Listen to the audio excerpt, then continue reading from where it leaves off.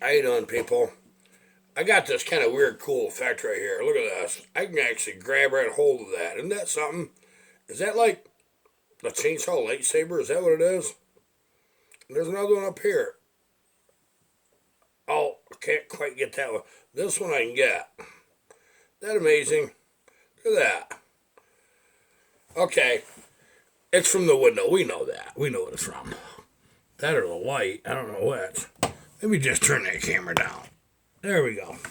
Well, geez, I made it worse. Okay, enough of that. We're not going to play around with this thing. I'll just move my darn chair over. Okay, this is Buckins P51. You know, the chainsaw we turned into a dirt bike motor. Cause that's got a full bag reed cage. That's case fed. It's got a big carb on it. And obviously the exhaust. That's actually a factory exhaust for this. It's a nice clean saw. It's a good runner. When we run that in the wood there, that oiler wasn't working in that ash. And that's old. So that was impressive. The oiler's working good now. We had a plug. I don't know what it was. It looked like a roll of paper stuffed in an oil hole. And that fed the bar. It would oil and then it wouldn't. That's what it would do. Without the bar on, it get a little oil out of it. You know, enough. But once you put that bar on, that thing just quit. Okay, so he's getting that, and he's getting a package. In this package is a ported cylinder and a piston. And he's going to put it on that second 371 that I sent him. So that's going to be interesting to see how that goes for him. He's going to do fine. Buckin ain't no dummy, is he? No. So, this is getting packed today, going out in morning's mail. So, hopefully soon we'll see it. I think it'd be really cool if one of you guys mentioned it, maybe several of you did, if I didn't look recently. It'd be kind of neat that this one that has got the claim to fame, he could run it against that one that's stone stocked is as pure as a German stone.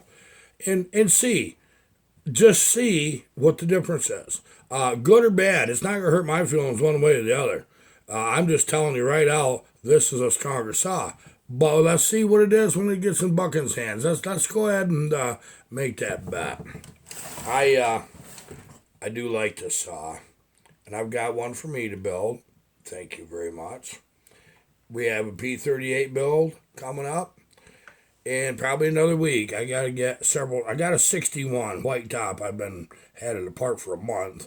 And I've been trying so hard to get back to it. And I haven't. We were just life, you know. That's the way it is. So that's a really nice build. That 61's getting a 272 top end. We're putting seals in it in the whole 9 yards. I don't know how much of that I'll cover on video. I'll at least cover the port work and the timing and stuff of it so that you guys that are playing with the 272s can see that. I think that's important. You know, share this stuff, you know. I love how you guys are in the comments and you're talking amongst each other. I sit here all alone working. I get to read the comments. That's my entertainment. I just reach over and flip and read and flip. And I don't care if it's 300, 400, 500 comments. We're getting a lot of comments. We're actually getting quite a few views anymore. The channel's growing. Good part to you guys. Thanks so much. There's nothing much I can say about it other than let's just keep driving.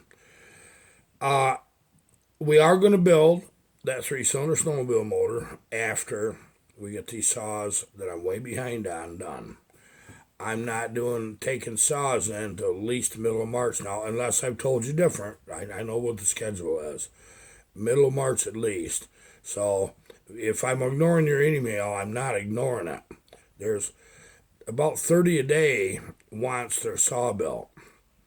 We will be doing more logging videos. Tim Barden lives up in Watkins. He just kind of teased me, hey, you know, I'm in this great big oak, you know. Oh, yeah, so I'll help. Come and find out he's not too far away. Tim, if I get just a few more saws done, you're going to see me, you know that. I think this is good for us, good for the channel, and good for my health. Because a man needs to exercise even if it's killing him when he's doing it. That is the way it is too, isn't it? It really is. Boy, I can't wait for dirt bike season. You know why? It's a freedom to me. It always has been. I've started riding dirt bikes when I wasn't very old. And my first one was an old Suzuki TS 185. And it was bigger than I was. And I had to get it up by the porch steps so I could get up on the steps sideways to get the darn thing started. And my feet didn't touch the ground. But once I got that going, yeah, like that. That's the way it was. Good days, my friends. Good days. I see there's some of you that's my age and older that's still riding. We pick our battles, don't we? Yeah, we do. Isn't it funny what happens to you when that helmet goes on? It locks and your brains fall out.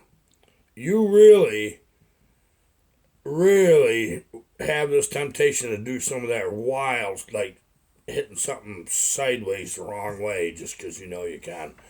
And you go, oh, no, I don't want to do. You don't know how many times my son Cullen riding with me. He said, boy, Dad, I thought he was going to do that for sure that time. It's like, no, man. When I'm riding them 500s, I don't have any problems. It's on smaller bikes. You can ring them longer. Like my Mako 500, for one prime example. You give that a 3-second burst, you went 3 gears. Oh, boy. Yeah, it feels so good. Your arms hurt. I mean, you're hanging on for everything you can. All of you guys who ride any of the 500s will say the same thing, and I know it.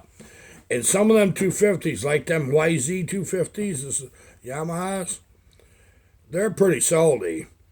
But the Suzuki always outhandled them.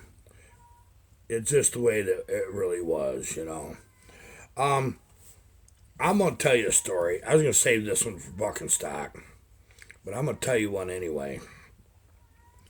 I had this friend growing up. His name was Lyman. Now he's always cutting up and pulling didos. Yeah, you remember that word.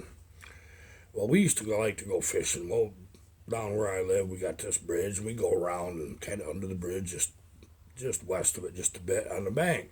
Well, what he's doing is he just got a freaking big old, like 3/4 inch nut for a freaking sinker. And he's casting it, but he put a treble hook on it. Man, on 3 oh man, yeah.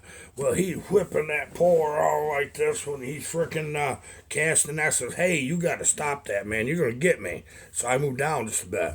No, he got to move down too. Whipped that thing right around. It went right by me. I says, oh, you better stop. About third time that happened. You know what happened? Got me right in the lip. Right here. Oh, boy. And he didn't hear his sinker drop. And he turned and he looked at me, and the most horrified look was on his. I was bigger than him. And and we're just kids. We're about 12, 13, 14. And boy, he took off with a dead run. Well, it wouldn't have been so bad, but he set that. Oh, no. If he'd have just left that where it spool out, that'd been no problem. There's about 10 feet of line between me, Lyman, and that hook in my mouth, and him holding that pole at a dead run up over that bank. Oh, man, I'm trying to reach and scramble and grab that line. I wasn't grabbing that line. It wasn't going to happen. Up the bank we go. Turn left, go right up on that bridge, and he gets to screaming like a woman. And he's running across that bridge. Don't kill me, don't kill me. And I hollered at him to stop. Well, I finally got a hold of that line, but I couldn't hold on to the darn thing very good, and I tried to loop it. We're on a dead run. You can't do much like that on a dead run. Right across the railroad tracks, right up the grade. And away we went. Just hell bent for election. Well, the neighbor lived on the corner there, and he had kids of his own. He had 5 daughters and 1 boy there, and I was friends with most of them. They're all different ages. He come running out and he hollered and he says, "Whoa, whoa, whoa, whoa!" Well, old Lyman, he ducked and dived and he trying to get him. No, no, no, he's gonna kill me. So he gets a hold of Lyman, but he's struggling. He gets that pole away from him, and he hands that pole to me. Here, you better hold on to this. Here that hook is in my mouth, and it's bleeding. And it's a wonder that's word. Can you imagine that? I got fish hooked. So old Lyman just beat feet running. Boom, gone. He wasn't worried about that price pole his because he liked that, you know. I believe it was the Zebco 404. We used the 202 and a 404 around here way back. And I still got one of them somewhere around here, a 404.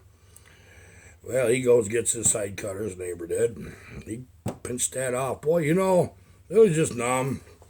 And your blood salty tasting, you know, like that. But I was just more mad than anything. And he trims that off, and like that, well, there you go. And he cuts it off the line. He said, I better get rid of this. But I didn't say a word. I says, thank you. And I started walking. He goes, whoa, whoa, whoa, whoa. He says, Harvey Paul, I said, what are you doing? I'm going to give Lyman back his pole. Oh, no, you're not. You better leave that boy alone. You already scared him enough. I says, he got my lip. I think I need to give him back his pole.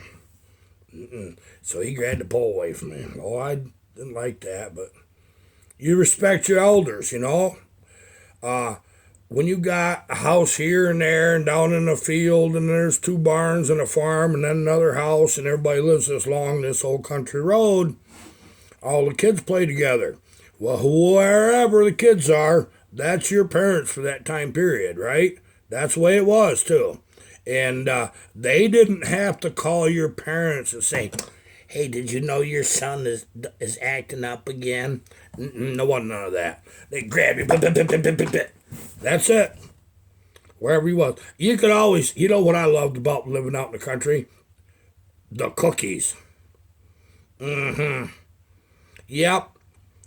Everybody's mom baked. And they cooked right from scratch growing up. What wonderful times. Good days, man. We'd be out there and, you know, we had seasonal sports. We'd ride downhill and we'd build these coaster go-karts and we're running them 15 at a time down off the steepest hill you ever seen. They had a sharp corner with a barbed wire fence if you didn't go around the corner. So that was kid safe, right? When you tumbled up, then you roll in front. You know, we made them out of 2x4s. Them 2x4s would be breaking. There'd be dust in feet and legs and pieces of wood flying in every direction of somebody you're at because you just kept running over each other. That's what happened. Living in the country, it's the way it is. Good days, my friend. I mean, you had the rotten apple fights, the rotten tomato fights. You went right on into snowball fights. And anywhere in between, there's always a rock or two. And we loaded with rocks around here. So we never, somebody upset you, just threw a rock at them. That went good. Until you hit somebody's dad's car windshield or something. And then you know what you did? Ow, God, you ran. And you went and told your folks, man, you ain't gonna believe this. I broke a windshield. So then your parents want to get a hold of them before they call you. Say, hey, my boy just broke your darn windshield. I'll whip this butt. Now what do we got to do? I'll help you get another one. Of course, that comes out of your allowance. And Dad said that once. And I said, what allowance? I don't get no allowance. My dad told me, if you want money, you go find a way to make some. I mowed lawns like a fiend, raked leaves, clean somebody's shed out. I'd shovel snow till there wasn't no end to it. That's the way it was. And a lot of you guys did the same thing. What a great life. What a great life. And it just, everybody back then was in such good physical condition, boys and girls. We all played together. The girls were tomboys. And they kind of sucked at baseball, but we didn't mind seeing them throw it, you know. It was really hilarious to watch, you know. Get that one leg up and get that arm swinging. It would either dribble across the ground or go way over your head. And that's the way it was. Nothing you could do. It, boy, I tell you what, I wouldn't have changed my life. We was poor folks growing up. There was times there was a little extra, and then there's times there weren't. If we wanted toys, we had to make them. All the neighbor kids had toys, but there was those of us that we didn't have toys. Probably wouldn't have did us any good. We'd be just like the ones that had toys. They had so darn many toys. Some of them did. They didn't care anything about them, so they just break them. Well, then they'd give them to you or something. And I remember I got in trouble doing that one time. Guy had this really big old. Remember when they come out with them all metal Tonka trucks, the great big dump truck? He went and bashed that whole cab of that thing in, knocked the wheels off and everything else. And I says, "Oh man, that's really a shame." "Oh yeah, I had a wreck and went down the bank." You know how you dream up your imagination. Well, I felt kind of bad about that. I said, "Geez, that's just terrible." Well, his dad looked, boy, he didn't like that too good. He said, "Well, he ain't gonna get another one." I looked at that. He says, "You don't have one of them." I said, "No." He said, "Well, there ain't much left to it, but," he said, "we get your grandpa," he says, "he might be able to get you something you can play with there." So he gave it to me, and that's what Grandpa did. We got things kind of straightened. He knew how to untab them things and get things straightened out, and we painted it back up yellow. And the darn thing looked good when he got done. He's a crafty old buzzard, my grandpa was. And that kid, when he seen that dump truck, tried to grab a hold of that, and we're going to take that back home, because that was his. It didn't fly. He got dump truck all right. Not the way he wanted it. Boom! And you always knew you won when you got the other guy screaming and crying and running blood just fast as he go. You knew you won. It was over with. But you know what was funny about all that? Once in a while, two kids would be getting this little rumble, It ain't going nowhere. They're just temporarily mad, and that's it. So the parents get mad. Both sets of parents. And they drag a third set of parents in with another kid that wasn't even there. Next thing you know, everybody's parents are mad. Hour after we got done with all that, we was all friends again. "No, you're not playing with him. He's not very nice, And because they're mad at the parents. So whenever we learn real fast, the parents will hold a grudge even though we don't. And they did. We learned if there was something going on, somebody got cut and got bloody, we would have did everything we could to take care of them and to calm them down and make sure they didn't run home and tell their parents, because this is what's going to happen. You know what I mean? Stay safe, folks. Tomorrow's video, after I get this, come back from the post office, is going to be a white top 61 with a 272 top end. Be there. You're going to want to watch it. Goodbye.